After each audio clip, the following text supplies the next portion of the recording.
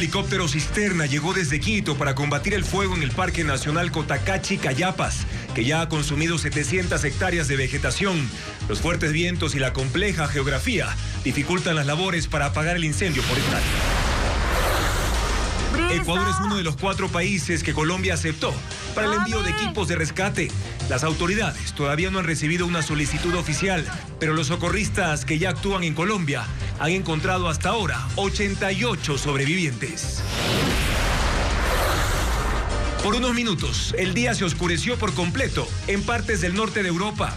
El eclipse solar total movió a miles de curiosos en esos países y otros millones siguieron la transmisión por internet. Ecuador no cuenta con un sistema de alerta temprana de terremotos. Busca ayuda de Japón para instalarlo hasta el año 2028. La distancia cercana de las fuentes sísmicas a las zonas urbanas complica el tiempo de los avisos. El cantante ecuatoriano Mauricio Núñez, del dúo de los hermanos Núñez, se encuentra en estado grave. Sufrió un accidente en Esmeraldas en el que falleció su esposa Yomara Lozada. 2 de sus hijos quedaron heridos de gravedad. William Pacho consigue su 10º título internacional con el Paris Saint-Germain. Hoy se coronó campeón de la Supercopa de Europa después de vencer al Aston Villa. Retos de ingenio y estrategia enfrentarán los participantes del nuevo reality de Coavisa, Misión Emprende 593. En 10 episodios se desplegará la pasión y el talento de emprendedores. Un programa que ustedes no se pueden perder.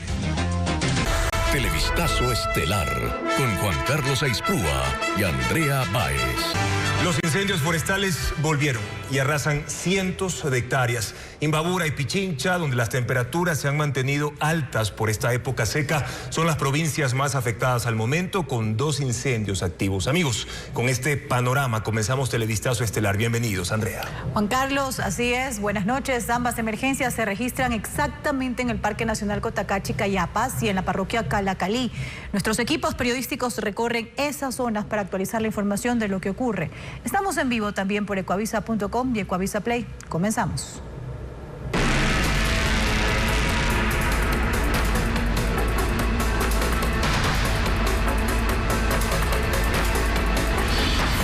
Incendios. Un riesgo ambiental.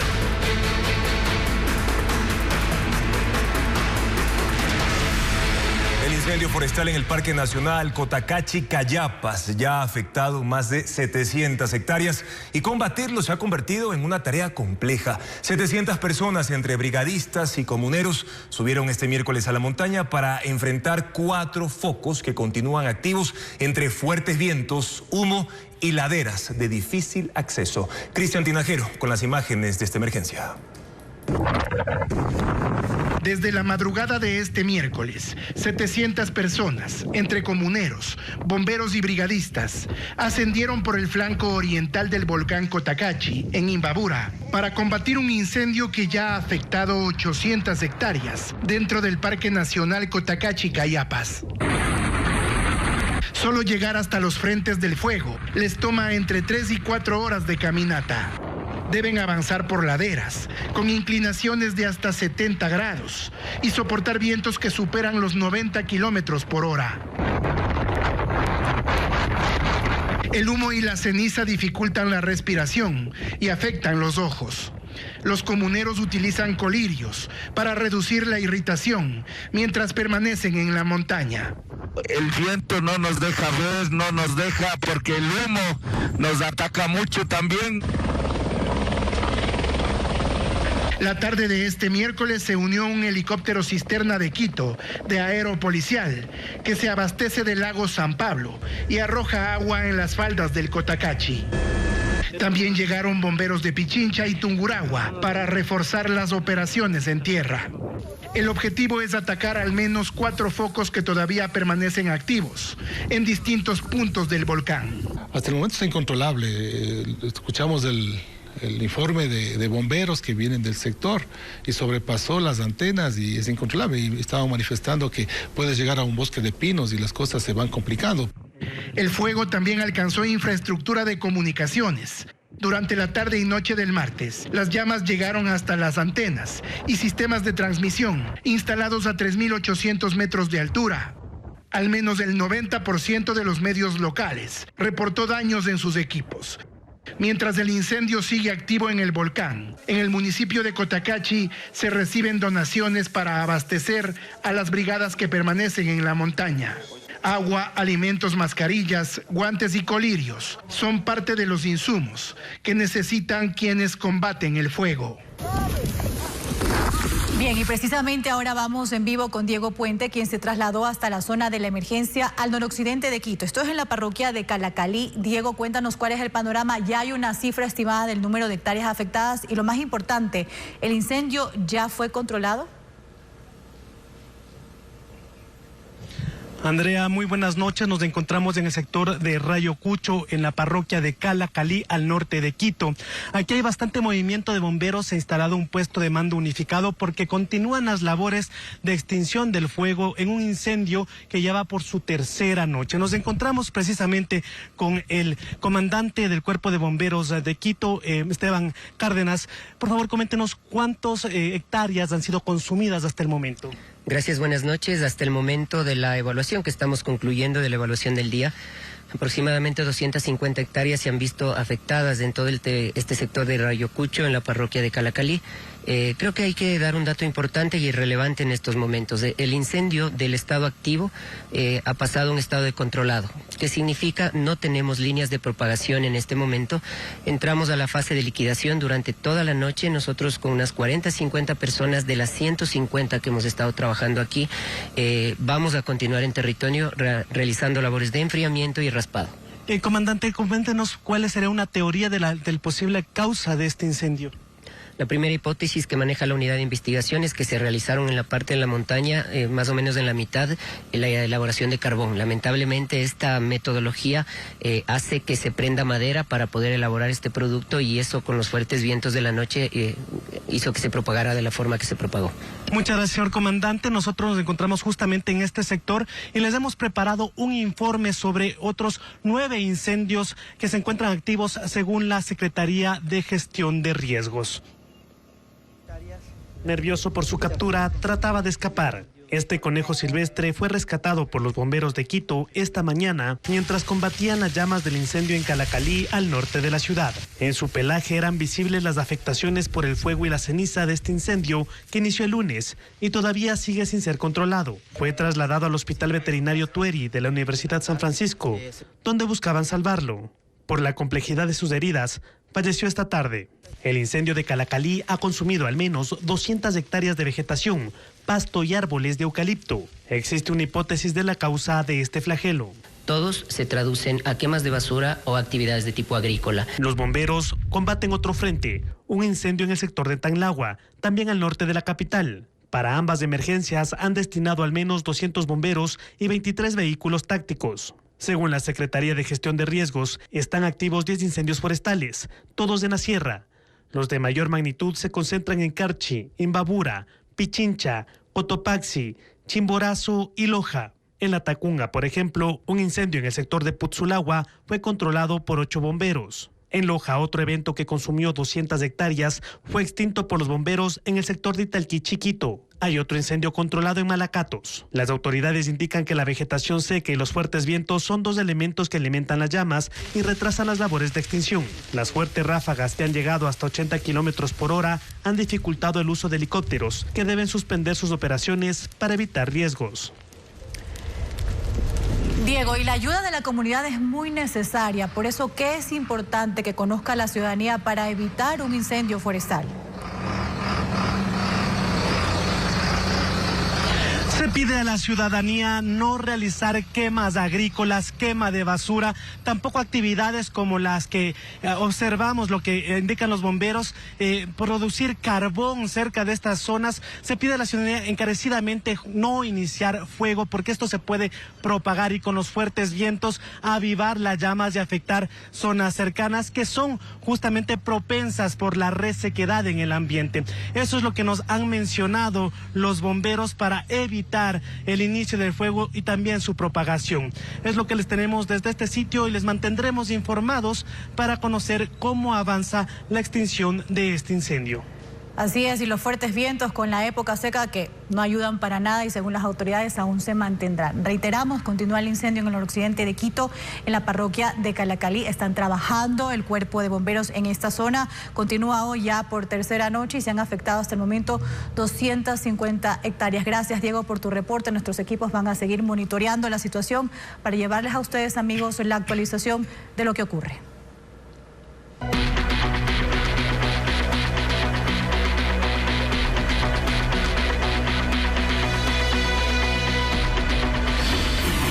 Eco y Diesel, 2 centavos menos.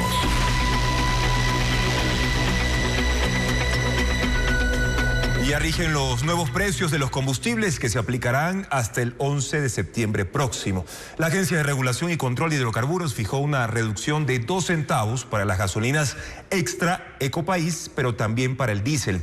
Sin embargo, la disminución más sensible ocurrió en la Super, como lo informa Adriana Bermejo.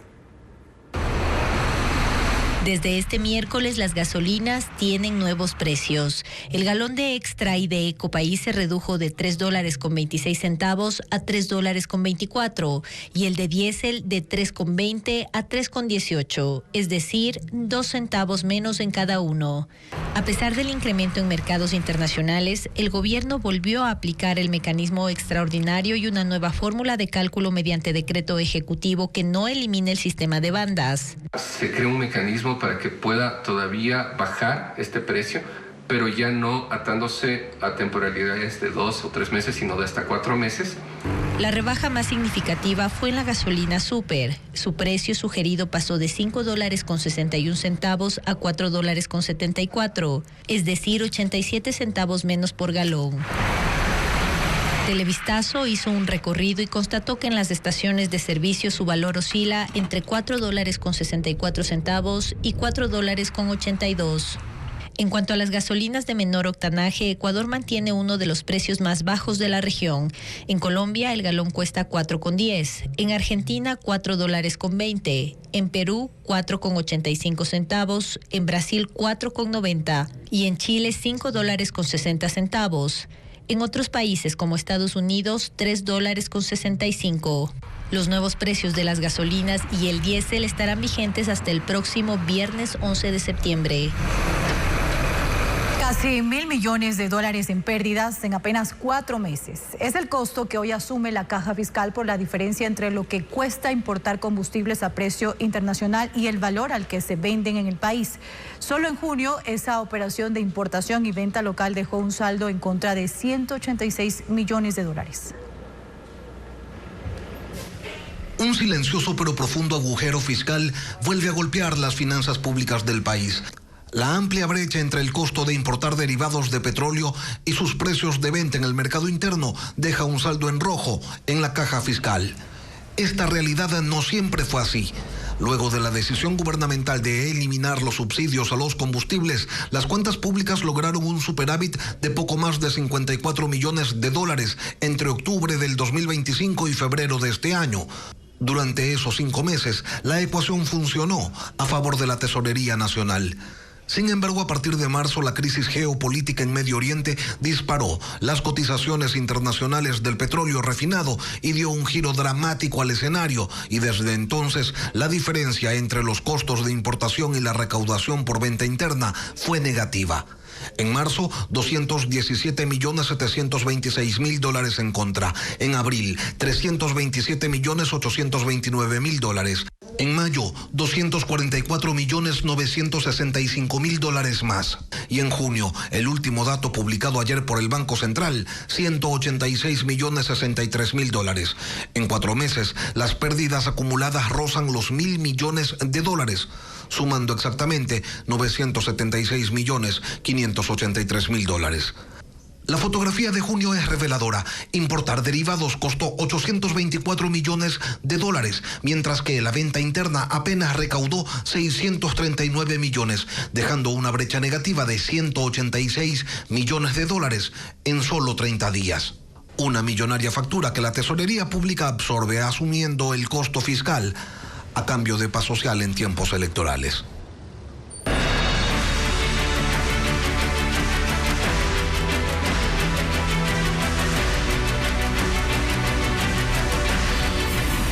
Colombia. La ayuda tras el desastre. En Colombia, los rescatistas remueven escombros en busca de sobrevivientes. En Cali, los topos mexicanos se sumaron a esta carrera contrarreloj para encontrar a una familia atrapada junto a sus mascotas. Merly González con más detalles de la situación. ¡Brisa! ¡Mami! En Colombia, las esperanzas de hallar sobrevivientes no se apagan. Puños en alto y el llamado de familiares se repite una y otra vez esperando una respuesta. En el barrio Capri de Cali, los equipos buscan a una familia que quedó atrapada, incluyendo sus 2 mascotas. Mi esposa está adentro y mi suegra y Morita. Estamos con mucha fe que Luz Adriana, Melia, mi suegra y Morita están adentro y que salgan con vida. Los rescatistas son héroes en medio de la tragedia. A pesar del miedo y el riesgo, siguen entrando entre los escombros para salvar vidas. No puedo negarte que uno siente miedo, obvio, de que todo colapse, de que arriba la gente no se queda quieta, de que siempre hay un ruido por debajo. Pero no más ayer, cuando estábamos perdiendo la esperanza, meternos debajo del sótano y escuchar 2 personas con vida, para mí fue algo que literalmente vuelve y le sube a uno la moral y le decía a uno, siga que podemos con otra más. Para apoyar en estas labores, los topos mexicanos, el equipo especializado de rescate en zonas de desastre, llegó a Cali este miércoles. Son de los pocos socorristas extranjeros que han llegado a colaborar, pues el gobierno colombiano tardó en llamarlos por considerar que con sus 23 brigadas certificadas internacionalmente en rescate urbano, tenían capacidad para atender la emergencia. Y Colombia aceptó la ayuda de equipos de rescate de 4 países, entre ellos Ecuador. Desde este miércoles el gobierno habilitó 2 centros de acopio de ayuda humanitaria para los damnificados por el terremoto. Paul Romero tiene más información. 2 días tardó el gobierno de Colombia para aceptar ayuda internacional de equipos de búsqueda y rescate de las víctimas del terremoto, pero no de todos los países. Este miércoles el canciller Omar Bula y el director de gestión de riesgos y desastres David Santiago aceptaron el apoyo de Estados Unidos, Ecuador, Israel y El Salvador. Reconocidos por el INSARAC, que es el sistema internacional que los certifica, y reconocidos obviamente por sus propios países como equipos de búsqueda y rescate capacitados para realizar esa labor con estándares internacionales.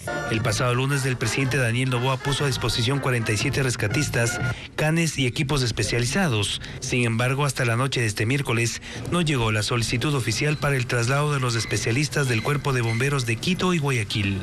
Lo que aceptó Bogotá sin restricción es ayuda humanitaria para el abastecimiento de hospitales de campaña, alimentos y artículos de aseo.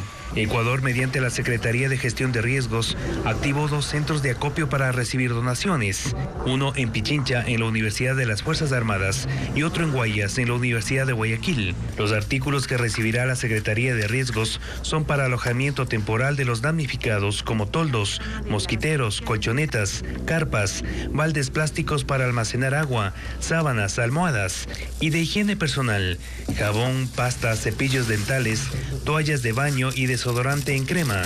Colaborémonos porque la situación está difícil en mi país. La Secretaría aclaró que no recibirá productos usados, dañados, incompletos o que no estén en la lista de requerimientos para facilitar la organización y el traslado.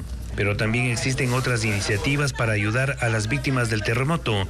Los colombianos residentes en Quito se activaron para ayudar a sus connacionales. Aspiramos a recoger aproximadamente de 4 a 5 toneladas de aquí al día viernes antes de mediodía. Esta ayuda humanitaria será entregada a la Secretaría de Gestión de Riesgos para el traslado a las zonas de desastre.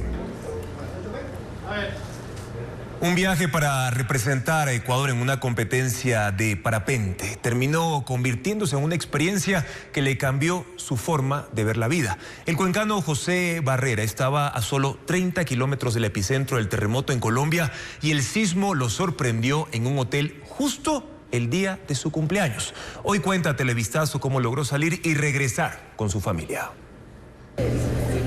Minutos antes del terremoto en Colombia, José Barrera había enviado un mensaje a su esposa en Cuenca. Le decía que estaba bien y que saldría a desayunar. Poco después, tuvo que salir corriendo de su habitación de hotel. Mientras bajaba las gradas, los escombros comenzaron a caer. Era la mañana del 10 de agosto. José cumplía 37 años, justo cuando la tierra tembló.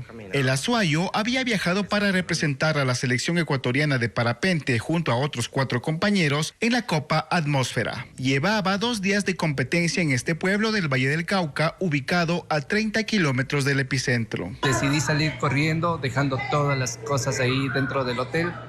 Cuando bajaba la grada ya empezaban a caer escombros, llegamos afuera y fue una de las, quizás de las peores experiencias. Ya en la calle, José y sus compañeros caminaron hasta el centro. En su recorrido vieron los escombros apilados. Ninguno resultó herido. Ellos decidieron regresar a Ecuador por tierra. El recorrido los llevó de Roldanillo a Cali, Ipiales y Quito. Desde ahí José voló a Cuenca. El viaje duró 1 día y medio. Es muy difícil de explicar la sensación que se vive ese momento. Su esposa y sus 2 hijos seguían su regreso a la distancia. Para Liliana, lo más difícil fue explicarles a los niños que las imágenes que veían eran reales, pero que su padre estaba a salvo. Conversando, o sea, diciendo, papi está bien, papi se está comunicando, papi sí está en camino y papi va a llegar. Claro que mis mamás dicen, mamá, es que quiero verle a papi. Digo, papi está viniendo. Después de lo que vivió en Colombia, José dice que su forma de ver la vida cambió. Vivir un día a la vez, no sabemos qué nos espera en el día. Nosotros tenemos muchos planes, pero los planes de Dios son diferentes. Y aunque aquel día no pudo volver a despegar en Roldanillo, José asegura que seguirá volando en parapente y representando a Ecuador. Continuamos, amigos, con más noticias. Prestadores externos del Instituto Ecuatoriano de Seguridad Social organizaron un plantón esta mañana en Quito. Afirman que la deuda que tiene el IES ya sobrepasa los 1.400 millones de dólares, lo que ha provocado que en algunos casos disminuyan las atenciones. Incluso no descartan la suspensión de estos servicios, como lo informa Carla Delgado. Llegaron hasta el edificio del Instituto Ecuatoriano de Seguridad Social en Quito. Son prestadores de salud del IES, que cubren el 45% de los servicios del instituto. Entre ellos consulta externa, atenciones especializadas, servicios de laboratorio, entre otros. Hicieron un plantón porque a pesar de que les ofrecieron pagar sus deudas, que incluso ya superan los 1.400 millones de dólares según dicen, y que vienen arrastrándose desde 2022, esto no ha ocurrido. Así como tampoco han logrado concretar las mesas técnicas. Señalan que en diciembre el presidente del IES, Bernardo Cordobés, ofreció estas reuniones, pero ninguna se concretó. Esto ya es algo triste de la realidad. En el IES, cada vez que cambian autoridades, todos los procesos vuelven a cero. Son 429 prestadores. Muchos de ellos dicen que ya han puesto sus patrimonios en juego. Diego Hurtado es uno de ellos. Cuenta que el IES le debe más de $1 millón y que al ser un centro médico pequeño, este retraso ha sido para él catastrófico. De 500 pacientes diarios pasamos a atender 30, 40 pacientes diarios, porque no podemos seguir financiándole al IES. Y que por ahora, según señalan, los pagos son a discreción. Hay un grupo de prestadores que se benefician. Obviamente hay que entender, hay prestadores que por ley tienen que ser atendidos con prioridad, como es Solca, como son las dializadoras. Sin embargo, el 90% de prestadores estamos en una situación caótica. Entre diciembre de 2025 y julio de este año, el IES asegura en sus cuentas oficiales que ha realizado pagos mensuales que suman un total de $647.9 millones, beneficiando a 225 prestadores médicos. Televistazo pidió una entrevista a la autoridad, pero hasta el momento no hay respuesta. En Panamá, el secretario de Guerra de los Estados Unidos, Pete Hegseth, se reunió con el bloque de seguridad de Ecuador para definir acciones conjuntas contra el crimen organizado. Este encuentro fue reservado y, según el ministro de Defensa, los acuerdos apuntan a próximas operaciones en territorio ecuatoriano. Lofredo aseguró que la misión está cumplida y destacó a Estados Unidos como socio estratégico. Además, Hexet anunció que el presidente Abelardo del Espriella ya autorizó operativos militares estadounidenses en territorio colombiano para combatir el terrorismo en ese país. To hold the world hostage. Y este miércoles la policía realizó 2 incautaciones de cocaína en Esmeraldas y Calchi. La droga suma más de 1,5 toneladas en 2 operaciones en la frontera norte. Cientos de paquetes fueron embalados con la imagen del futbolista noruego Erling Haaland. Paul Romero tiene los detalles. Este miércoles la policía realizó 2 importantes operativos contra las drogas. Uno en Muisne, Esmeraldas, en donde decomisó más de 1,5 toneladas de cocaína en 42 sacos con 1.611 bloques embalados con un distintivo de identificación. Según el ministro del Interior, John Reinberg, la droga provenía de Colombia y era acopiada temporalmente en las costas de la provincia de Esmeraldas para su posterior embarque a Centro y Norteamérica. El otro operativo se realizó en el sector Guaguanegro en Tulcán, Carchi. Los agentes interceptaron un camión mediano con 370 bloques de cocaína escondidos en un doble fondo con un distintivo de color verde y la imagen del jugador noruego Erling Haaland, uno de los futbolistas destacados durante el Mundial. Una mujer de nacionalidad colombiana fue detenida. Según información oficial, de enero a julio el bloque de seguridad supera las 42 toneladas de droga incautadas a escala nacional. Las Fuerzas Armadas y la policía reforzaron las operaciones de control en la frontera con Colombia, especialmente en los corredores marítimos utilizados por los cárteles de narcotráfico. Desde julio pasado, militares de Estados Unidos se sumaron a los patrullajes en la frontera norte e intensificaron el intercambio de información de inteligencia para la lucha contra el narcotráfico.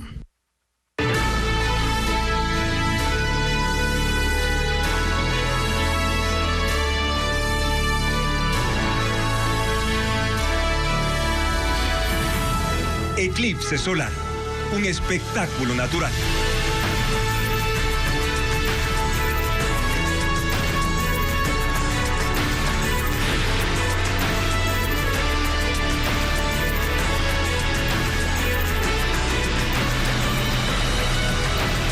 El eclipse solar total dejó impactantes imágenes. La luna tapó completamente el sol y dejó oscuras varias ciudades de Europa, un fenómeno que no ocurría desde hace más de 2 décadas.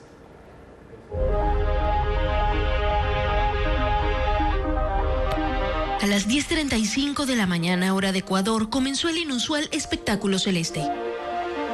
La luna tapó el sol por completo, dejando oscuras el norte de Rusia, Groenlandia, Islandia, el norte de España y un pequeño sector del extremo noreste de Portugal. Algo que no ocurría en esta región desde hace 25 años. El asombro de los espectadores se hizo evidente. Aplaudían mientras en el cielo se observaba una esfera negra con un destello incandescente en los bordes.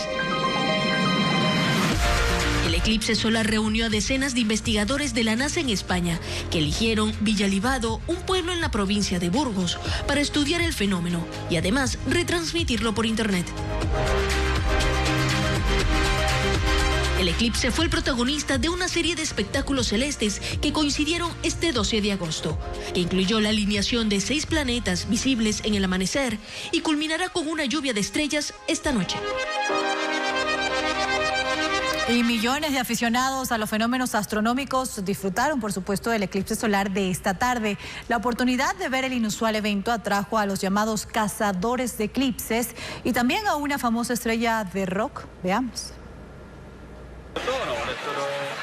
Para miles de personas el eclipse solar no solo fue un espectáculo astronómico, sino un momento para celebrar, compartir e incluso brindar. Miradores, parques y explanadas de decenas de ciudades de Groenlandia, Islandia y España se llenaron de aficionados con cámaras, telescopios y lentes especiales para presenciar el fenómeno que provocó la oscuridad total. Pero nos vinimos preparados con nuestra caja que hizo mi cuñado, que son maravillosas, que no se ve nada. Digo, esta es la caja del eclipse que vimos en YouTube. En Canarias, el punto de encuentro fueron las playas. El agua estaba prácticamente sin bañistas. Todos estaban en la orilla mirando hacia el cielo. Mientras que en La Coruña, 5 cruceros zarparon para brindar la experiencia desde el mar. El eclipse atrajo turistas, astrónomos y a los llamados cazadores de eclipses. Alejandro Arroyo es uno de ellos. El historiador chileno lleva 32 años recorriendo más de 360.000 kilómetros alrededor del mundo para ver estos fenómenos que duran apenas unos minutos. He recorrido 15 a 16 países y claro, lo que te va impresionando son cómo reaccionan la gente en distintas culturas y lugares, y además la posibilidad de conocer lugares que tú en tu vida te habrías imaginado. Brian May, el guitarrista de la legendaria banda Queen, también viajó a España. Él no es solo un músico, es un astrofísico que llegó a Turel, cerca de Valencia.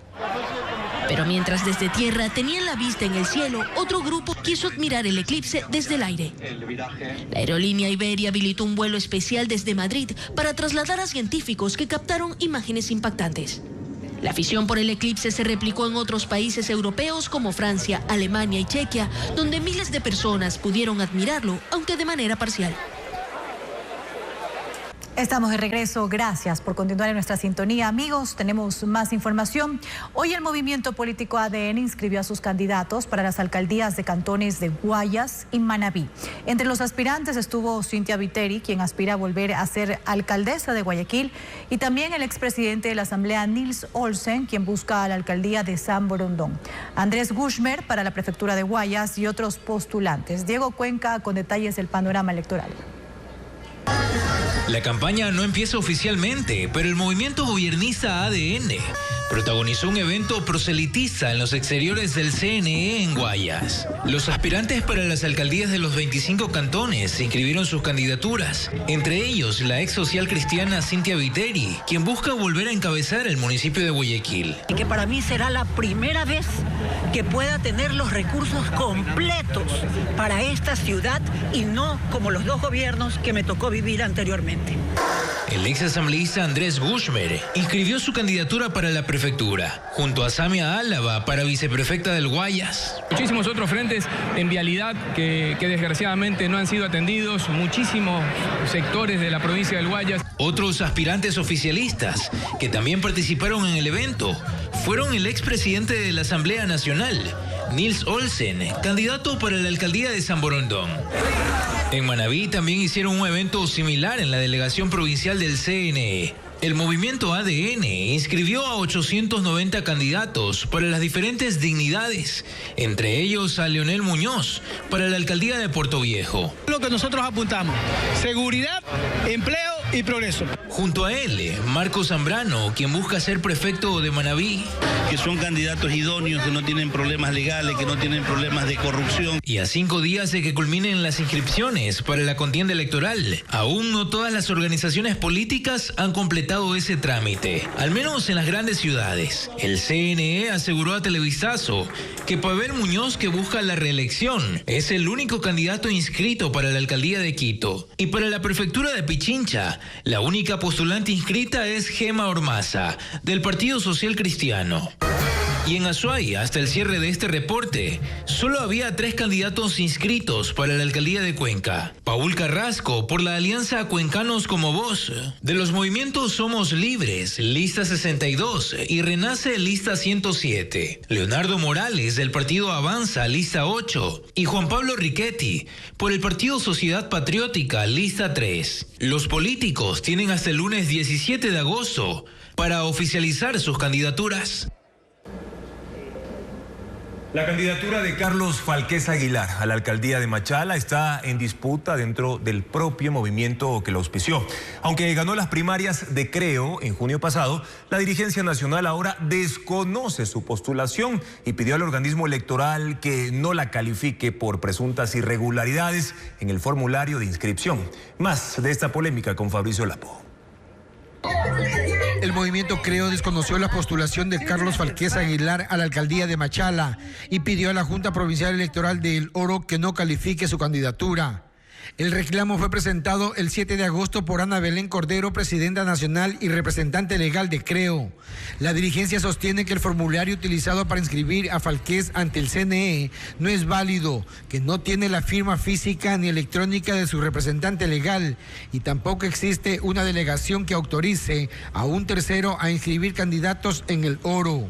El reclamo se produce pese a que Falqués, quien fue alcalde de Machala entre 2019 y 2023 por el Partido Social Cristiano, ganó las primarias del movimiento Creo realizadas el 18 de junio. Yo soy el candidato, yo hice lo que tuve que hacer, hice mis primarias, hicimos lo que tuvimos que hacer de manera formal, de manera legal, nosotros estamos inscritos. Falqués asegura que viajó a Quito para conseguir la firma del formulario, pero que no encontró a la directora nacional.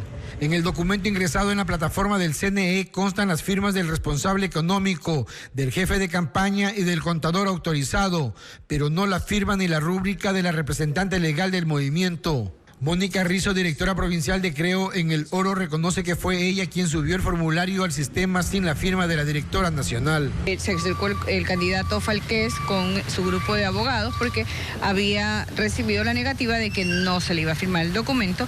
Entonces, lo que yo hice es, bajo el pedido de ellos, ingresar en el sistema, cuya clave y cuyo usuario fue destinado para la provincia del Oro. Televistazo intentó contactar vía telefónica a Ana Belén Cordero, pero hasta el cierre de este informe no obtuvo respuesta. La decisión queda ahora en manos de la Junta Provincial Electoral de El Oro, que deberá analizar el reclamo y determinar si la inscripción de Falqués cumple con los requisitos legales. Con 40 minutos de retraso comenzó la sesión del Consejo Cantonal de Machala, donde se trataron 3 puntos, pero no se incluyó la renuncia presentada el martes por el alcalde Darío Macas, quien está preso en la Tacunga por el presunto delito de enriquecimiento ilícito. 2 concejales pidieron que el Consejo conozca de inmediato la dimisión, pero la alcaldesa subrogante, Jenny Machuca, anunció que será analizada en una sesión extraordinaria que se realizará este viernes junto con la elección del nuevo vicealcalde. El procurador síndico explicó que antes deben cumplirse informes administrativos. El presidente de la República, Daniel Noboa, realizará una gira por Asia del 16 al 28 de agosto. El mandatario visitará China, Singapur y también Vietnam.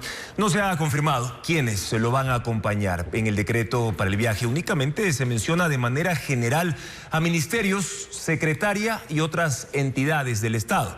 Pone además en conocimiento del viaje a la Asamblea Nacional.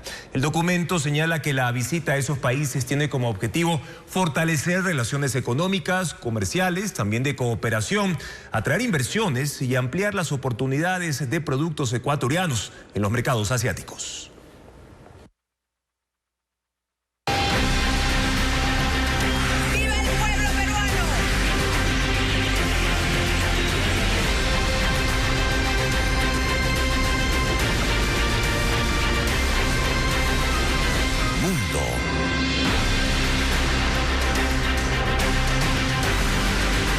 La administración de Trump, a través del Departamento de Salud y los centros Medicare y Medicaid, retirará los fondos federales para tratamientos de transición de género en menores de edad, incluidos los bloqueadores de la pubertad, las hormonas sexuales cruzadas y las cirugías.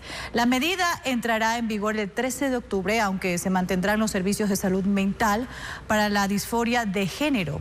Los estados podrán financiar estos tratamientos con recursos propios. Según el Departamento de Salud, 8.500 menores reciben cada año este tipo de atención en hospitales, mientras que las cirugías representan unos 85 procedimientos anuales. En Bogotá se entregó el monumento en memoria del fallecido senador y candidato presidencial Miguel Uribe Turbay en el antiguo Parque El Golfito, que desde ahora llevará su nombre al cumplirse un año de su muerte. El homenaje al que acudieron familiares, ciudadanos e incluso figuras políticas fue establecido mediante una ley de honores y se realizó en el sitio donde Uribe Turbay fue víctima de un atentado el 7 de junio del año pasado mientras participaba en un acto político. Su viuda, María Claudia Tarazona, destacó que su esposo quería ser recordado por los valores que defendió: el amor, la paz y la libertad. En Italia, el volcán Etna continúa expulsando ceniza, registrando una fuerte actividad. En el Valle del Bove, a 1.900 metros de altitud, se mantiene la actividad eruptiva, mientras que en el cráter Vorágine, en la parte superior del volcán, se registran explosiones y emisiones de ceniza. Esta actividad ya está afectando las operaciones del aeropuerto de Catania, pues la ceniza volcánica representa un riesgo para los aviones y sus motores. Por esta razón, el aeropuerto tuvo que suspender temporalmente las llegadas y salidas.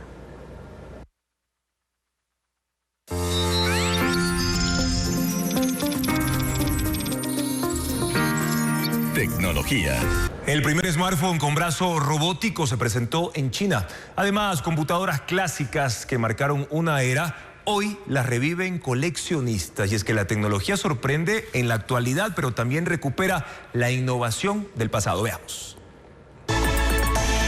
Denominado Robot Phone, este innovador teléfono se presentó en China y sorprende por incorporar un brazo robótico con cámara e inteligencia artificial.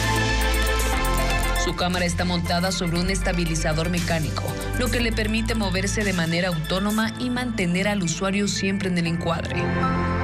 Además, el dispositivo puede interactuar de forma divertida realizando diferentes movimientos y trucos a petición. Pero sus funciones van más allá del entretenimiento. El Robot Phone puede analizar el atuendo del usuario y evaluar su estilo, además de identificar y seguir rostros. Mientras la tecnología avanza con nuevas propuestas, en Silicon Valley, Estados Unidos, coleccionistas de computadoras antiguas disfrutan reviviendo la tecnología del pasado. 3.500 aficionados coleccionan y restauran a las antecesoras de las laptops. Computadoras raras e icónicas, como la Apple I, lanzada en 1976. El primer producto de la compañía puede alcanzar precios de miles de dólares. Construidas mucho antes de que existiera Internet, las redes sociales o la IA. Estas máquinas forman parte de la historia de la tecnología. El concurso para llenar las vacantes de jueces de la Corte Nacional de Justicia sigue a la espera de la convocatoria. Ocurre mientras el Consejo de la Judicatura anunció un proceso para seleccionar a 5 conjueces temporales. Fabiola Santana informa que el próximo año en la Corte se quedará con 4 de 21 jueces titulares. El concurso para la selección de jueces de la Corte Nacional de Justicia es la deuda que 6 administraciones del Consejo de la Judicatura no han podido saldar desde 2019. Tampoco lo ha logrado el Consejo actual, que el mes pasado cumplió un año de gestión y los últimos 3 meses y medio fueron dirigidos por Mercedes Caicedo. El 3 de julio aprobaron el reglamento para el concurso dividido en 8 fases desde la convocatoria y postulación hasta la audiencia pública. Sin embargo, aún no inicia. Hace 3 semanas el vocal Fabián Favara dijo a Ecoavisa que el equipo técnico de la Judicatura debe entregar la metodología para posiblemente arrancar con el concurso el próximo mes. Este es un proceso que avanza a paso firme. Aspiramos que ojalá en el mes de septiembre contemos con todos estos instrumentos, estos insumos y poder hacer la convocatoria para el concurso. En febrero había dado como fecha tentativa el mes de mayo. Si esta vez se concreta, sería el tercer intento. El primero terminó en enero de 2021 con el nombramiento de 9 jueces y 2 conjueces. No fue lo que se esperaba, pues debían llenar las vacantes de 21 jueces y conjueces destituidos tras una evaluación en 2019, luego declarada inconstitucional. El segundo fue el convocado por Wilman Terán en 2023, que finalmente fue anulado por irregularidades, que a su vez derivaron en el caso Pantalla, que reveló una red de asociación ilícita encabezada por Terán para favorecer a concursantes. Estos tropiezos tienen a la Corte Nacional al borde de la crisis, pues el próximo año solo quedará con 4 de 21 jueces titulares. Las demás vacantes las ocupan con jueces temporales. Un hombre fue asesinado esta tarde. Este crimen ocurrió específicamente en Chongón. Por eso ahora nos vamos a enlazar de inmediato con Estefanía Arias, que está en ese lugar y nos tiene más detalles de este nuevo crimen. Estefanía, ¿qué ha dicho la policía sobre este hecho violento? Juan Carlos, televidentes, buenas noches. Ya lo adelantabas tú, ocurrió cerca de las 3 de la tarde a plena luz del día. Y mira tú, ocurrió en la zona de los baños, de un paradero turístico a pocos pasos de donde están los comedores, sitios o negocios a donde vienen algunos conductores de vehículos pesados para descansar, para comer algo. Pero la policía lo que sí adelantó, Juan Carlos, es que esta persona pues aún no no ha sido identificada. De hecho, el jefe del distrito, el distrito Ceibos, dio más detalles sobre cómo ocurrió este hecho violento aquí en la parroquia Chongón en Guayaquil. Escuchemos. En una motocicleta pues se trasladan con 2 ciudadanos, los mismos que vienen acá, y le proporcionan varios impactos con un arma de fuego. Inmediatamente se dan a la fuga pues en sentido hacia Guayaquil. Se ha encontrado pues el cuerpo lastimosamente ya sin vida, sustancias estupefacientes y otros indicios más pues que están siendo pues analizados por nuestro personal investigativo para dar con el paradero de los presuntos responsables de esta muerte violenta. Sí, las sustancias se encontraron a un costado pues de donde se encontraba el cuerpo. Nosotros presumimos pues que el móvil de este hecho pues sería el microtráfico. Y Estefanía, además de esta muerte violenta, ¿qué otras novedades ha informado la policía en las últimas horas? Bueno, Juan Carlos, recordemos el caso de este hombre que fue asesinado en la playa de San Lorenzo, en Salinas, esto en la provincia de Santa Elena. Bueno, la policía confirmó la captura de 2 hombres, uno de ellos un menor de edad que está aislado. Lo que adelantó la policía es que estos 2 hombres serían presuntos integrantes del grupo delictivo Los Choneros y estarían vinculados directamente con este hecho violento del asesinato a este hombre de 25 años que, recordemos, ocurrió durante el feriado nacional del 10 de agosto. ¿Por qué? Porque también encontraron como parte de los indicios un vehículo retenido y 2 prendas de vestir vinculadas a la escena del delito. Lo que también señaló la policía es que estos 2 hombres serían Daniel Alberto FM de 35 años y GEM de 17 años, este menor de edad que fue aislado para el debido procedimiento legal. Ellos fueron capturados en una gasolinera, se movilizaban en un vehículo negro y fueron capturados en esta gasolinera del cantón Salinas. Esto por ahora es lo que ha dicho la policía sobre este caso, que por supuesto sembró el temor en decenas de turistas que estaban en ese momento en la playa de Salinas cuando ocurrió este hecho violento. Juan Carlos. Asesinatos y hechos violentos que lamentablemente se siguen generando en ese territorio de la provincia de Guayas, pero también en Santa Elena. Gracias, Estefanía, por los detalles sobre estas novedades que ha informado la policía tras estos asesinatos.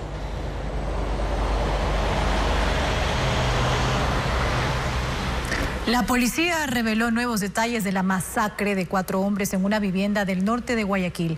La matanza ocurrió horas después de la detención de un miembro de los Lobos en Mapasingue Oeste. Los detalles con Eric Zambrano. La masacre se desató dentro de esta vivienda del norte de Guayaquil. Eran cerca de las 2 de la madrugada del miércoles, cuando un grupo de sicarios irrumpió en la casa ubicada en la cooperativa 12 de octubre, en el límite de Mapasingue Oeste y La Prosperina. Allí ejecutaron a 4 hombres de entre 19 y 23 años. De acuerdo con un parte policial, en la escena del crimen se recogieron 22 restos de bala, de pistola y escopeta. Los vecinos agregaron que antes del ataque, los sicarios gritaron que eran policías e incluso se movilizaban en varios vehículos. El comandante zonal de la policía dio más detalles de esta matanza. ¿Todos hombres, familiares? Sí, todos hombres. Estamos buscando esa relación. Estaban en un lugar que era arrendado por una persona de sexo femenino que salió ilesa del ataque. Sin embargo, de ello no les puedo comentar más por este sentido. Este hecho violento ocurrió horas después de la detención de un joven de 18 años en otro punto de Mapasingue Oeste. Las autoridades revelaron que el sujeto, conocido como alias La B, guarda relación con la banda delictiva Los Lobos. Incluso fue aprehendido junto a un lanzagranadas, una munición explosiva y otras evidencias. Por ahora, los uniformados investigan si ambos hechos están relacionados, pues la captura de alias La B se dio tras una denuncia ciudadana. El cantante ecuatoriano Mauricio Núñez, integrante de los hermanos Núñez, sufrió un accidente de tránsito esta madrugada mientras viajaba junto a su familia hacia Esmeraldas. Su esposa, Yomara Lozada, falleció en este siniestro. Daniela Valencia con los detalles de esta trágica noticia. Tu vida empieza Con estas melodías crecieron y construyeron sus historias dos familias vinculadas a la música tradicional ecuatoriana, que hoy están de luto. Un accidente de tránsito que esta madrugada involucró a la familia del cantante Mauricio Núñez dejó 5 personas fallecidas, entre ellas su esposa Yomara Lozada, madre de la vocalista de Tierra Canela, Elizabeth Núñez Lozada. En horas de la tarde, los hermanos de Mauricio, Orlando y Katy, notablemente consternados, dieron una rueda de prensa informando del estado de salud de la familia. Tanto el integrante del dúo Hermanos Núñez como sus hijos están heridos con pronóstico reservado y son atendidos en una casa de salud en Quito. La más afectada es la bebé, la hija de Mauricio, María José Núñez Lozada. Ella está un poquito más afectada por lo que yo pude observar en el traslado de Santo Domingo hasta acá. Aprovechando los últimos días de vacaciones de los más pequeños, la familia alquiló una furgoneta para viajar hacia Esmeraldas. El accidente se registró a las 3:10 de la mañana en el kilómetro 24 de la vía Quinindé-Santo Domingo. Se contactó conmigo, a pesar de sus heridas, mi hermano Mauricio. Y dentro de la conversación lo único que pude escucharle es su pedido de ayuda para él, para sus hijos. La persona que iba, que fue la que se atravesó, iba en estado etílico. La música ha sido parte de la vida de los Núñez desde hace más de 3 décadas. En 1995, Mauricio y Orlando dieron vida al dúo Hermanos Núñez, después de ganar el concurso radial Cante Usted Si Puede. Desde entonces, la agrupación se consolidó como una de las exponentes de la música tradicional ecuatoriana, con 8 álbumes producidos y más de 180 reconocimientos obtenidos en Ecuador, Perú y Colombia. Un violento choque entre 2 vehículos provocó un fuerte congestionamiento en el norte de Guayaquil. El siniestro ocurrió en la avenida Francisco de Orellana, a la altura de un centro comercial, donde uno de los automotores terminó volcado sobre la vía.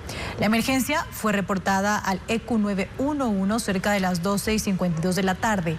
De manera preliminar se conoce que 3 personas resultaron heridas. Las circunstancias del accidente aún se desconocen.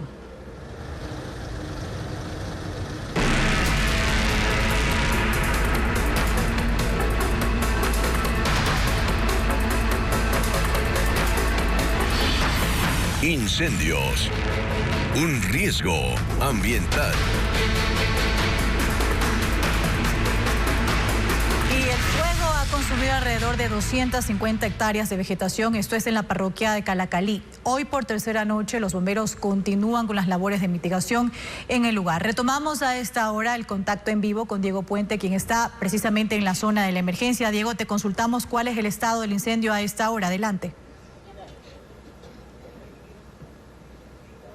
Andrea, buenas noches. Retomamos el contacto y hace pocos minutos conversamos con el comandante del Cuerpo de Bomberos de Quito, que ha manifestado que el incendio se encuentra controlado en este momento. Eso no quiere decir que los 130 bomberos que se encuentran en este momento en Calacalí se retiran. Más bien ellos permanecerán durante toda la noche en las faldas del cerro que se ha quemado, también en la parte de arriba, para poder ver y observar que no haya focos de calor, lo que ellos llaman, que son estos lugares donde todavía hay presencia de humo. Ellos se mantendrán aquí para justamente controlar en caso de que haya que se reavive las llamas y puedan actuar de inmediato para que no se propaguen. Recordemos que hay fuertes vientos que en la noche están llegando a 50 kilómetros por hora, que podrían afectar justamente el trabajo que han tenido los bomberos durante estas 3 noches para controlar este flagelo. Comenzamos con el comandante del Cuerpo de Bomberos. Nos ha indicado precisamente está en pantallas ya un mapa de la parte afectada en esta parte de Calacalí, específicamente en Rayo Cucho. Eso ha sido lo que ha avanzado durante 3 noches y ahorita hay un monitoreo tanto con drones, también con cámaras térmicas para evitar estos focos de calor de los que los hemos venido conversando. Hay actividades que realizan en este momento los bomberos. Por ejemplo, hay un bus, una unidad de comando de incidentes que tienen internet satelital y pueden mantener el contacto y la coordinación con otras unidades para poder llamarlas en caso de emergencia y también monitorear cómo se va extinguiendo el fuego. Hemos visto también la ayuda de los ciudadanos que han venido voluntariamente a entregar raciones de comida en agradecimiento a los bomberos. Diego, ¿y tú que te encuentras en el lugar y bueno, pues que has mantenido contacto con el personal del Cuerpo de Bomberos, ya se ha podido establecer tal vez la causa de este incendio? Bueno, las causas del incendio están por investigarse, pero una preliminar sería precisamente que una persona trató de realizar carbón en medio del cerro y eso produjo las llamas que posteriormente se propagaron a los alrededores y ha causado esta afectación que se llega a cerca de 200 a 250 hectáreas. Como informamos anteriormente, esto se monitoreará con drones y se tendrá una estimación final cuando ya estén terminadas las labores de extinción del fuego. Muy bien, bueno, pues reiteramos hasta el momento, como tú ya lo has comentado, se ha controlado el incendio en la parroquia de Calacalí. Hasta el momento todavía continúan las labores de observación, sobre todo en la zona por parte del Cuerpo de Bomberos, y nosotros, por supuesto, nos mantendremos en el lugar para saber e informarles a usted ante cualquier eventualidad. Gracias, Diego, por la información.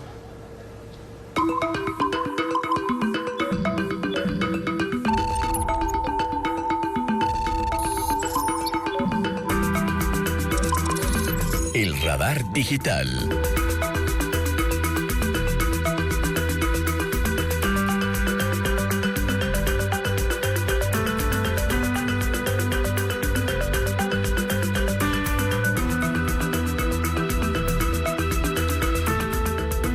Los incendios forestales constan entre las principales interacciones en el ecosistema digital. En el radar de hoy hablaremos, amigos, sobre lo que está sucediendo con estas emergencias. Vamos primero a revisar las causas porque lamentablemente las llamas se generan por la irresponsabilidad de las personas. Por ejemplo, quemas agrícolas no controladas, fogatas mal apagadas. También, y lo más usual aquí en la ciudad de Quito, quema de basura y también desechos. Hay quienes incluso fuman en áreas verdes, pese a estar prohibido, y no solo eso, dejan colillas de cigarrillo, fósforos y también vidrios. Y por supuesto, aquellos con tendencia patológica a la provocación de incendios, los pirómanos. Tomando en cuenta estos factores humanos, los incendios forestales toman fuerza también por causas atmosféricas y climáticas. Déficit prolongado de lluvias. No ha llovido en gran parte del país en las últimas semanas. Hay menos humedad atmosférica en el ambiente. Además, a esto se suman las fuertes ráfagas de viento, uno de los principales problemas actualmente con el clima, principalmente en la sierra ecuatoriana. Altas temperaturas diurnas, es decir, durante el día, radiación solar extrema. Todo esto es lo que provoca también una vegetación seca. Estas características, amigos, forman parte del denominado verano andino. Es un comportamiento normal del clima en esta época, la llamada época seca, que generalmente comienza a finales de mayo e inicios de junio, pero toma fuerza entre julio y agosto.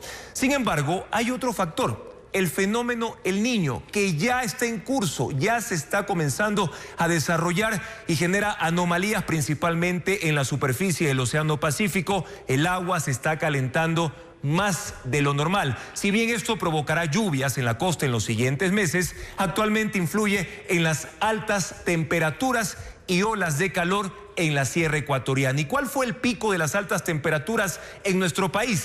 En julio, el cantón Santa Rosa, esto en El Oro, registró 35,7 grados centígrados. Imagínense el calor. Guayaquil y Puerto Viejo también han tenido olas de calor importantes, mientras que en Pichincha, Imbabura y Loja, por parte de la sierra, precisamente las provincias con incendios forestales actualmente, han registrado temperaturas también en julio entre 27 y 27,5 grados centígrados. Y presten atención, amigos, porque las recomendaciones debemos aplicarlas todos frente al clima que influye en estas emergencias. Llevamos aproximadamente 2 meses y medio en esta situación con un clima bastante caliente. Por ejemplo, la prohibición de quemas agrícolas o de basura y desechos. No usar fuego en áreas protegidas y peor en los bosques. Mantener limpias las franjas cortafuegos, que son esos caminos especiales que se ejecutan a propósito para dividir la vegetación y tratar de frenar en algo las llamas. Además, el manejo responsable de los residuos, de los desechos y, por supuesto, denunciar y alertar a tiempo a los equipos de rescate y de emergencia llamando al EQ 911. No solo cuando vemos un incendio ya desarrollándose o un conato de incendio, sino también cuando vemos a alguna persona en nuestro barrio, en alguna quebrada, en alguna reserva ecológica o de bosque intentando encender llamas en un lugar en el que no se debe. Ahora los invito a ingresar, amigos, a nuestra página web ecoavisa.com, abran la cámara de su teléfono celular para escanear el código QR que ya aparecerá en pantalla y que los llevará a conocer más detalles de lo que está ocurriendo específicamente en los alrededores del volcán Cotacachi, que ya ha afectado más de 700 hectáreas este incendio forestal que se está desarrollando en ese punto verde en la provincia de Imbabura. Incluso la magnitud de estos incendios que acaban lamentablemente con la flora y fauna en distintas zonas del Ecuador.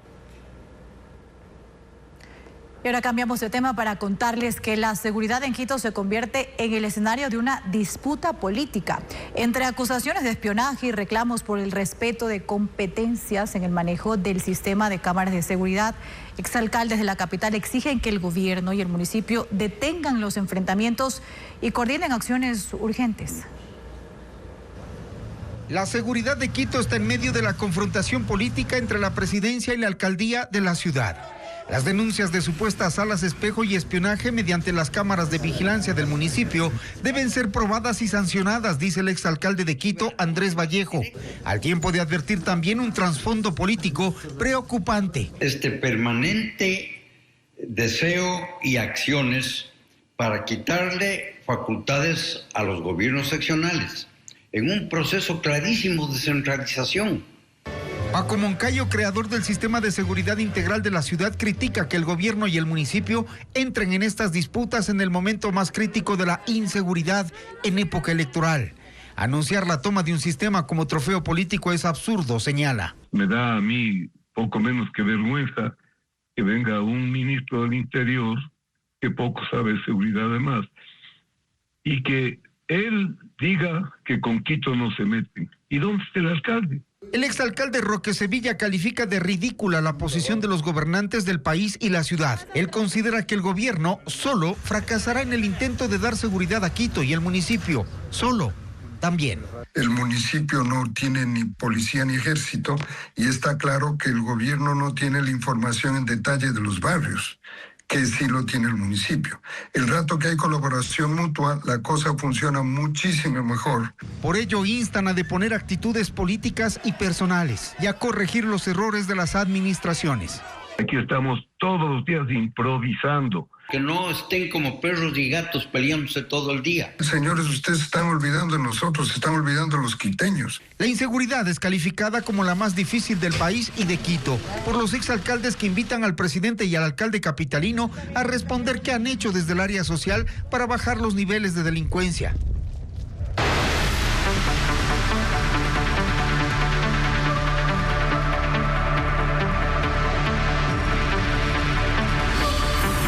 Sismos, alerta temprana y prevención.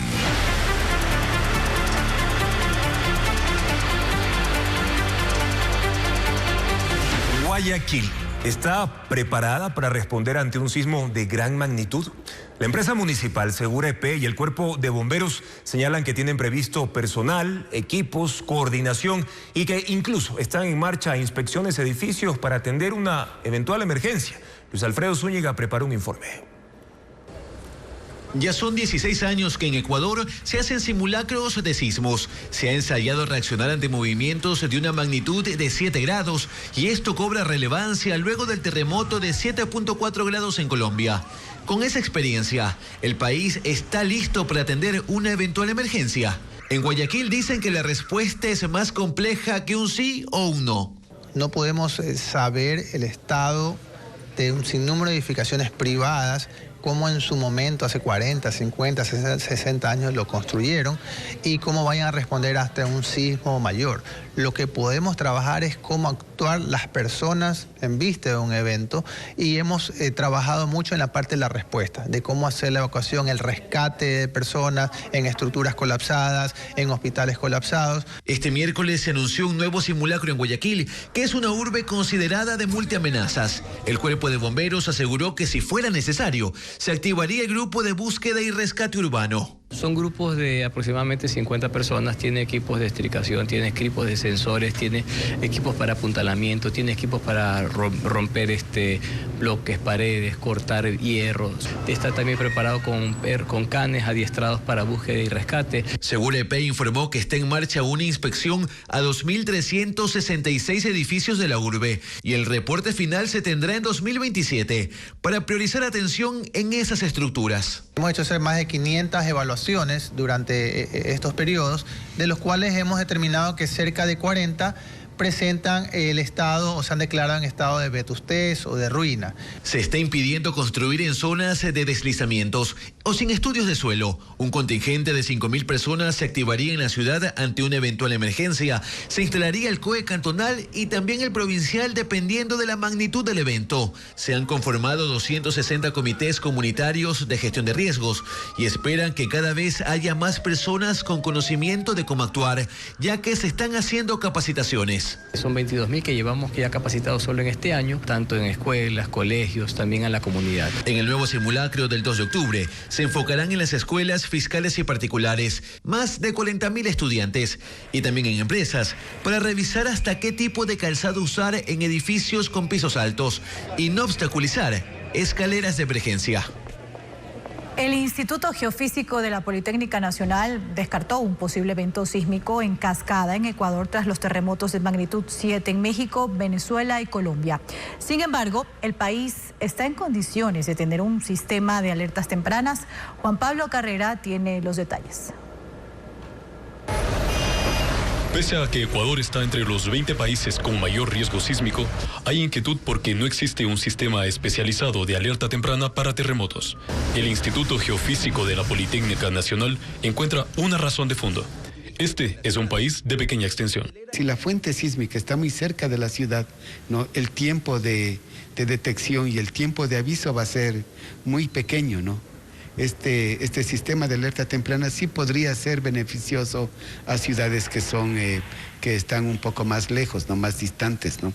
De hecho, un estudio de este instituto demostró que un sistema de alerta temprana, en el caso de un terremoto en las costas de Esmeraldas, hay entre 15 y 81 segundos para alertar a ciudades como Quito, Loja o Cuenca. Pero en Esmeraldas, lugar de un hipotético epicentro, la alerta llegaría casi al mismo tiempo que el terremoto, entre 2 y 8 segundos. Hay países donde estos sistemas funcionan. En México, por ejemplo, el sistema SASMEX detecta las primeras ondas de un sismo fuerte y envía la alerta mediante altavoces, radios y teléfonos celulares a las zonas de impacto.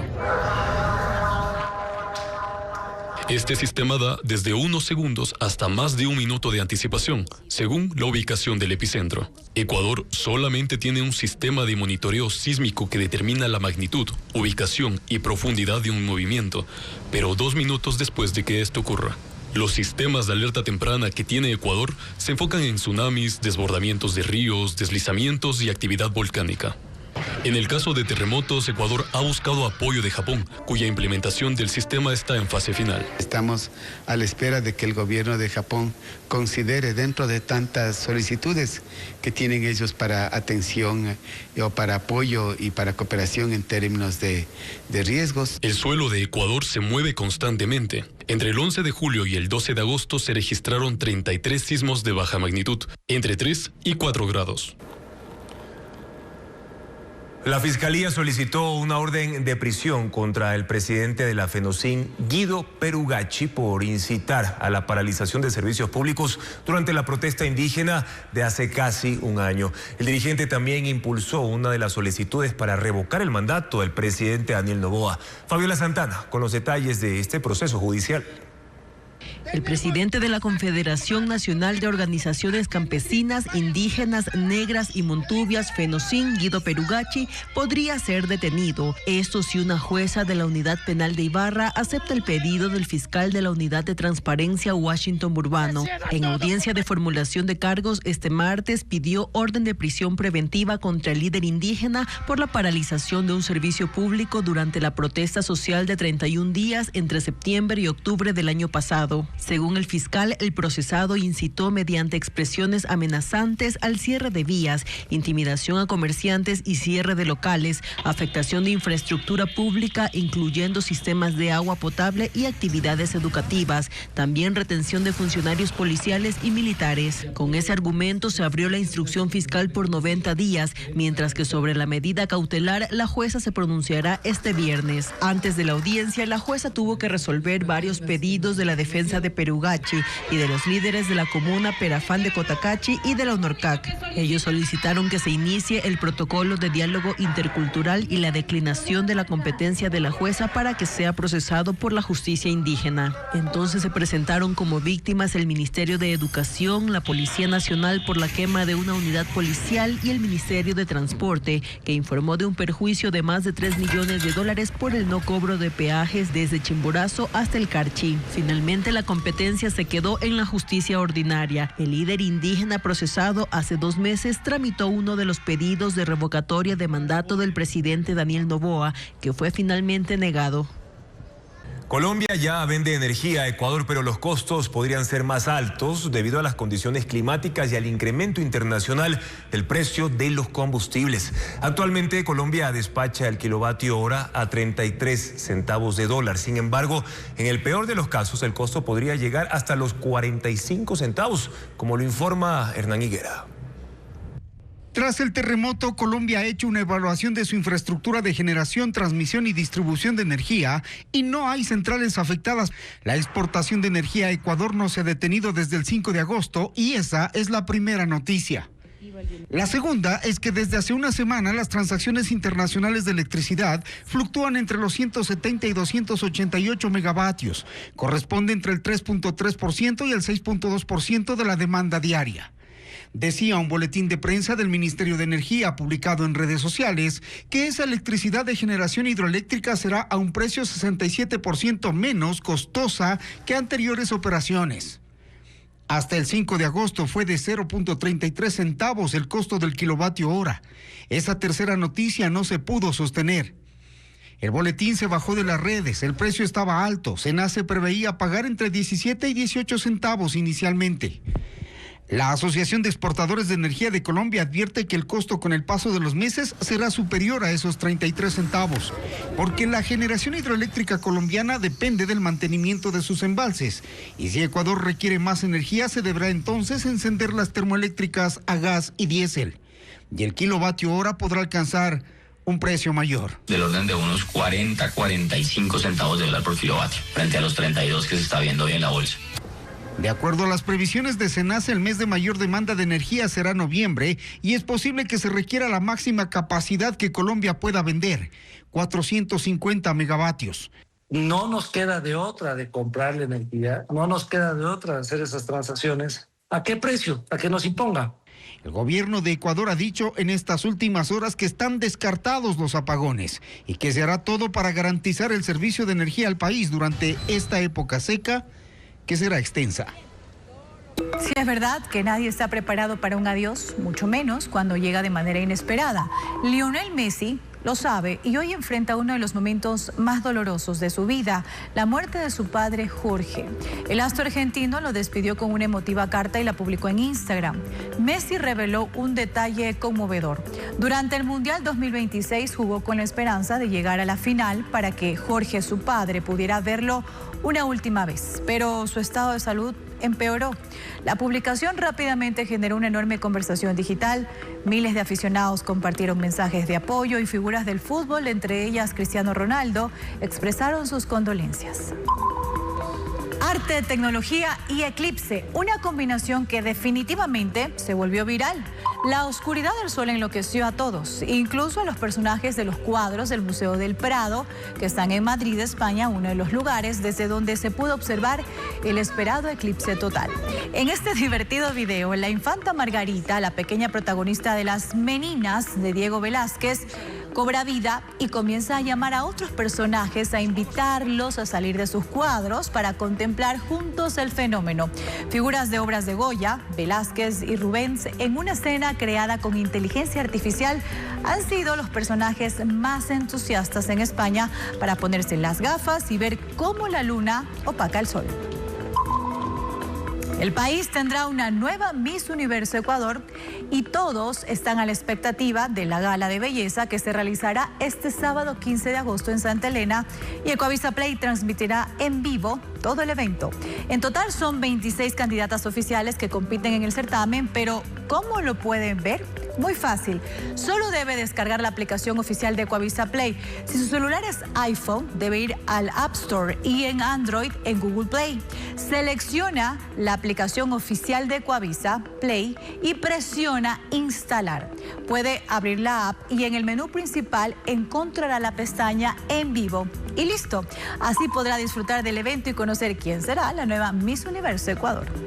Dos grandes fiestas del cine se viven paralelamente en Guayaquil y en Quito. El Turicine en la capital y el Festicine en Guayaquil proyectan más de 120 películas con énfasis en la producción ecuatoriana. Diana León en el siguiente reportaje nos cuenta más detalles sobre su programación, pero también sobre las sedes.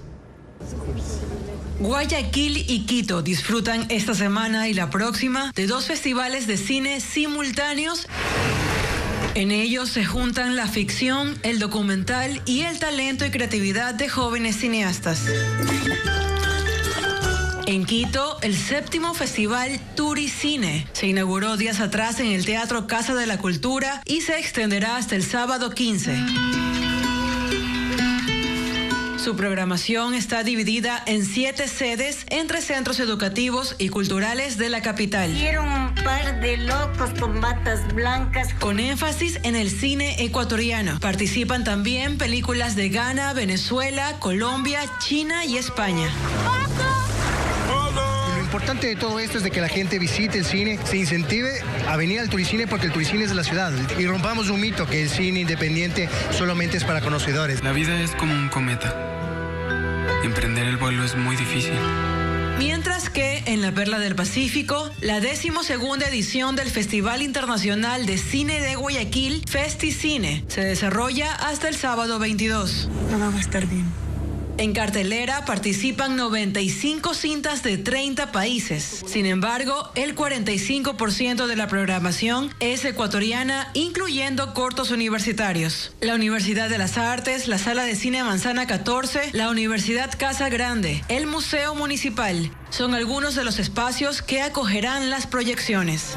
La programación completa se encuentra en las redes sociales de Festicine y Turicine. Continuamos con más información, amigos. El gobierno anunció medidas por el avance del fenómeno El Niño en instituciones educativas. En total se planifica invertir 1.3 millones de dólares para preparar planteles en zonas de riesgo y así garantizar el inicio del año lectivo para casi 2 millones de estudiantes. Joel Vanegas con los detalles de este anuncio. 1.7 millones de estudiantes del régimen Sierra Amazonía volverán a clases el próximo 1 de septiembre. Para esto, el Ministerio de Educación anunció una inversión de $1.300.000 para preparar el sistema educativo ante los posibles efectos del fenómeno del Niño. Los recursos se destinarán a intervenciones en 140 instituciones educativas, con trabajos en cubiertas, filtraciones, tuberías, canaletas y sistemas de drenaje. Bueno, en el caso de la costa, con desbordamiento de ríos, ciertas zonas de Guayas, están los ríos también. En el caso de la sierra, con el tema del deslizamiento, está Loja. La ministra también informó que existirá un plan de contingencia para implementar clases virtuales en las zonas que registren mayores afectaciones, aunque la prioridad será sostener la educación presencial. Esta inversión forma parte de un plan gubernamental más amplio para enfrentar el fenómeno del Niño. $600 millones destina el gobierno nacional para enfrentar el fenómeno del Niño. Las prioridades están en viabilidad, salud, conectividad y educación. Hoy también se presentó el programa Mujeres que Transforman, que entregará becas económicas a estudiantes de institutos técnicos y tecnológicos para que continúen su formación en el sistema de educación superior.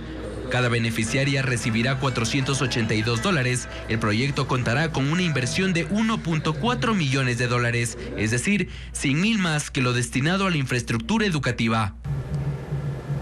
Habitantes de 25 recintos de Daule denuncian el peligro que corren por movilizarse en canoa sobre el río que lleva el mismo nombre del cantón. En 2025 colapsó el puente que conectaba a estas comunidades con Nobol y aún no ha sido reconstruido. Ni siquiera el antiguo viaducto es desmontado en su totalidad. La prefectura afirma que ya notificó a la concesionaria a cargo de la obra por incumplimiento contractual, como lo informa Estefanía Arias. Aquí no hay ningún chaleco. Imagínense las personas que no saben nadar, exponerse a este peligro. Así describen sus viajes diarios en canoa los habitantes de 25 recintos de Daule, que deben usar este medio de transporte para cruzar el río que lleva el mismo nombre del cantón. Hay estudiantes, mujeres con niños en brazos y hasta adultos con bicicleta al hombro. Durante las 2 horas que estuvimos en el punto, ninguno de ellos viajó con algún tipo de protección. Cayó el puente de Daule. Esto porque en marzo de 2025 colapsó el puente Gonzalo y Casa Cornejo, que conectaba a Daule con Nobol por exceso de peso. Hecho que dejó 5 fallecidos y vehículos debajo del agua. Hay unos carros en el río. Y aún hay vehículos. Está una cabezal, está una camioneta, está una tricimoto. El intercambio de productos de una provincia a otra, de los diferentes sectores, de esa manera nos hemos visto afectados. La preocupación crece porque saben de la llegada del fenómeno de El Niño. En el día pasamos más de 1,000 personas. Con estudiantes y todo. Y cuando vengan las lluvias, el fenómeno del Niño. Hay que ver ahí. Aunque existen rutas alternas para llegar en auto a la cabecera cantonal, tomarlas significa largos retrasos. Para Daule por aquí, por ejemplo, se le hace hasta 10 minutitos, pero si nos vamos por el otro lado es más de 1 hora. O sea, el camino que va a Nobol, que coge Nobol y la vía alterna que sale a Daule. Según ellos, la prefectura les ofreció construir el nuevo puente este año. Sin embargo, como ven, ni siquiera el antiguo ha sido desmontado. En redes sociales, la prefectura señaló que Conorte, concesionaria encargada del proyecto, ya fue notificada por incumplimiento contractual y que ante el retraso exige celeridad y dispuso que la construcción del nuevo puente avance en paralelo al desmontaje y de no justificar el retraso, podrían aplicar las sanciones previstas en el contrato. Televistazo contactó a Conorte para saber si habrá algún pronunciamiento, pero hasta el cierre de este reportaje no hubo respuesta. Con sus salas cerradas por trabajos de mantenimiento, el Museo Antropológico y de Arte Contemporáneo de Guayaquil traslada sus actividades culturales al exterior. Diana León con las imágenes de la nueva escultura que habitará las piscinas del museo de forma permanente. La cercanía con el río y la conexión con el cielo abierto sobre el Museo Antropológico y de Arte Contemporáneo de Guayaquil enmarcan la nueva instalación permanente de la artista quiteña Martina Miño Pérez en las piscinas del museo.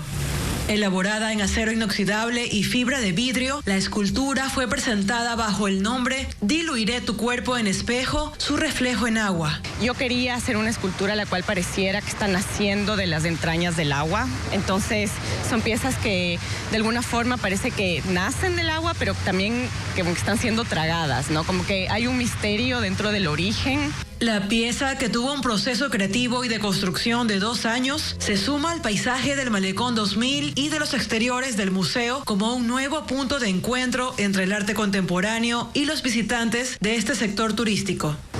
Es una escultura abstracta. Estas 3 fases de la escultura nos llevan tal vez un poco a un manglar, por otro lado tal vez a un ser marino que sale de las profundidades, o tal vez como a astros o a planetas.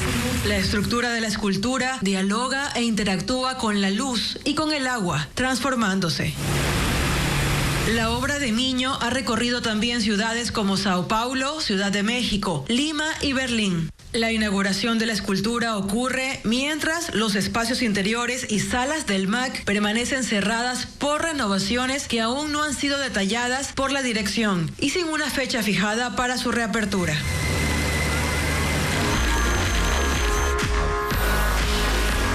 En la alfombra roja es auspiciado por Extreme.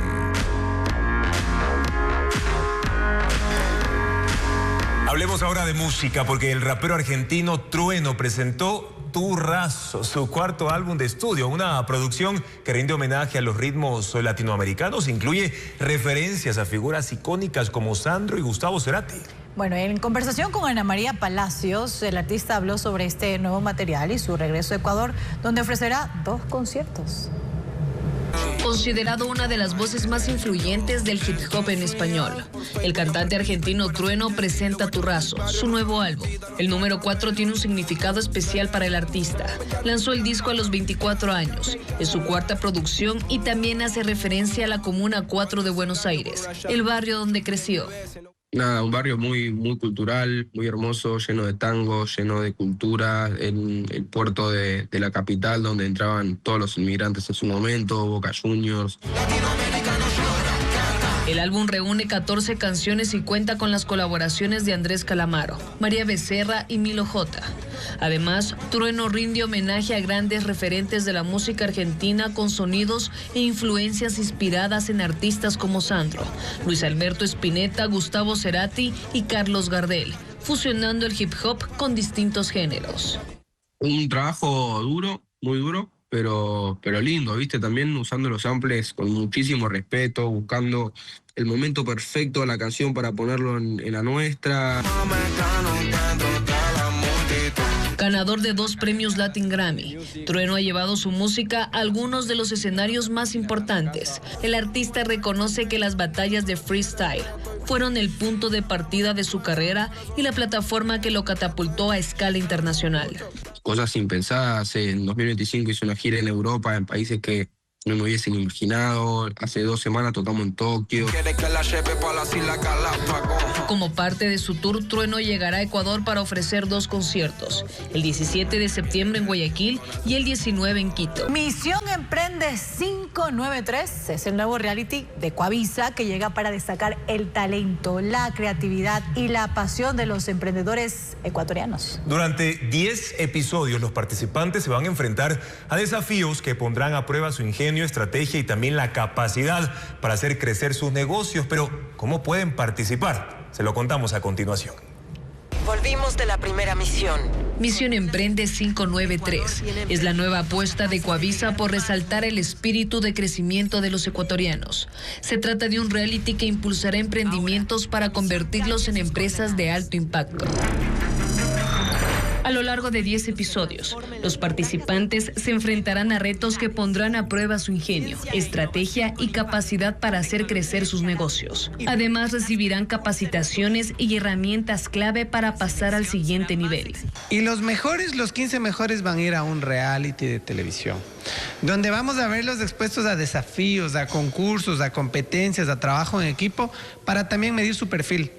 Y los 3 mejores van a ser los que van a recibir los premios de aceleración internacional con Endeavor, la aceleradora más importante del mundo. Van a recibir Capital Semilla. Los ganadores recibirán más de $340,000 en capital. Ecuador tiene una de las mayores tasas de emprendimiento en América Latina. En este contexto, Misión Emprende 593 buscará proyectos con el perfil y las habilidades que exige el mercado actual. En categorías como les estoy mencionando, biotecnología, agrobiotecnología, tecnología en general. No puede venir un emprendedor 100% en idea. Tiene que venir ya con una idea ya validada, un prototipo mínimo viable, algo que ya lo haya llevado al mercado y que el mercado lo haya adaptado. La selección será más exigente. Para participar en el reality, ingrese a www.misionemprende593.com y haga clic en el botón Iniciar misión. Negocios y conectarán con mentores, inversionistas. Coavisa, comprometido con el desarrollo nacional, se suma a esta iniciativa en busca de nuevas oportunidades planes de crecimiento. Sí va a haber show sin duda, pero lo más importante es ese acompañamiento para que los negocios puedan estructurarse. Estoy seguro que con la ayuda de Coavisa va a ser un programa muy entretenido y la gente se va a divertir y se va a conectar. En el camino. Misión Emprende 593 llegará a las pantallas de Coavisa el domingo 4 de octubre. La primera misión abrió el camino. Ahora sé parte de la próxima tripulación con tu emprendimiento. Misión Emprende 593. Atentos a todos entonces a esta gran propuesta que tiene Coavisa para los emprendedores, amigos. Así concluimos esta emisión informativa. Gracias como siempre por su sintonía. Mañana en contacto directo estará el capitán Gabriel Rodríguez. Él es líder del grupo SARECU 01 de los bomberos Quito para responder cómo se debe actuar durante un terremoto. Además, Pablo Encalada, abogado del juez anticorrupción Byron Uzcategui, para analizar el estado de la justicia ecuatoriana. Les recuerdo, amigos, que pueden mantenerse al día con las noticias a través de Coavisa.com, Coavisa Play y nuestras cuentas de redes sociales.